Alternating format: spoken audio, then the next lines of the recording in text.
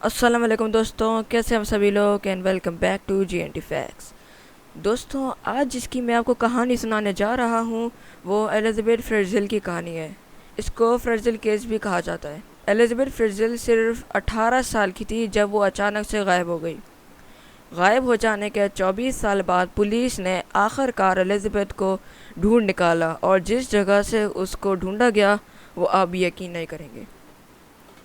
ایلزابتھ 6 April 1966 میں Austria میں پیدا ہوئی تھی۔ ایلزابتھ کے والد کا نام جوزف فرزل تھا اور ماں کا نام روزی میری تھا۔ ایلزابتھ کے 6 بہن بھائی تھے اور ایلزابتھ بچپن سے ہی اپنے والد کے غصے اور سخت لہجے سے بہت تنگ تھی۔ ایلزابتھ جب 18 سال کی ہوئی تو اس نے اپنے گھر کے حالات کی وجہ سے وہ اپنا گھر چھوڑنا چاہ رہی تھی۔ وہ ایک پیسفل زندگی جینا چاہتی تھی۔ ایلزابتھ نے ایک ریسٹورنٹ میں بھی کام کیا تھا، لیکن 19 اگست 1984 کو ایلزابتھ اچانک سے غائب ہو گئی۔ اس کے گھر والوں نے اس کو ڈھونڈنے کی بہت کوشش کی، لیکن کئی دن گزر گئے اور ایلزابتھ کا کوئی نشان معلوم نہیں ہوا۔ اس کے والدین نے ایلزابتھ کی مسنگ رپورٹ پولیس میں درج کرا دی۔ کچھ دنوں کے بعد گھر والوں کو ایک لیٹر ریسیو ہوا جس میں لکھا تھا، میں ایلزابتھ ایک دوست کے گھر رہ رہی ہوں اور میں بہت خوش ہوں، مجھے ڈھونڈنے کی کوشش نہیں کری جائے۔ یہ لیٹر ایلزابتھ نے خود لکھا تھا، لیکن یہ ایک عجیب بات تھی کیونکہ ایلزابتھ کی کوئی بھی دوست کو ایلزابتھ کا کچھ بھی پتہ نہیں تھا۔ ایلزابتھ کے والدین نے یہ لیٹر پولیس کو دے دیا اور سب لوگوں کو لگا کہ ایلزابتھ نے اپنی مرضی سے گھر کو چھوڑا ہے اور یہ کیس کلوز کر دیا گیا۔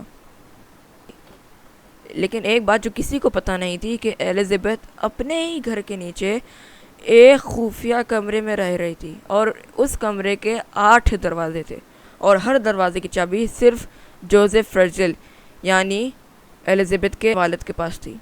جس کمرے میں وہ 24 سال تک قید رہی وہ روم ساؤنڈ پروف تھا، اور ایلزابتھ کو قید کرنے والا کوئی کڈنیپر یا کوئی اور نہیں، اس کا اپنا والد تھا۔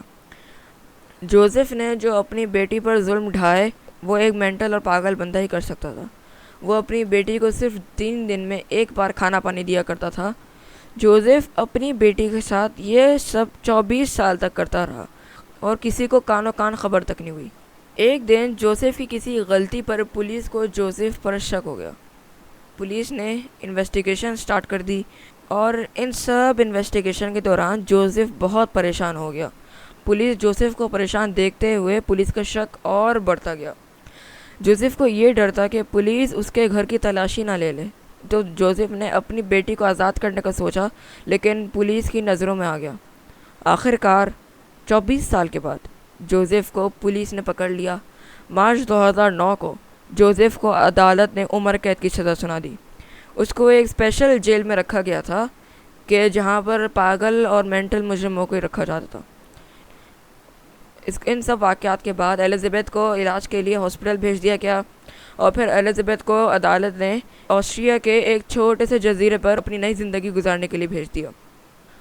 دوستوں، اگر آپ کو ویڈیو پسند آئی ہے تو لائک کریں، اور اگر آپ ایسی ویڈیوز اور دیکھنا چاہتے ہیں تو میرے چینل کو سبسکرائب کیجیے، اور میں ملتا ہوں آپ لوگوں سے اگلی ویڈیو میں۔ اب تک کے لیے خدا حافظ، اپنا خیال رکھیے گا۔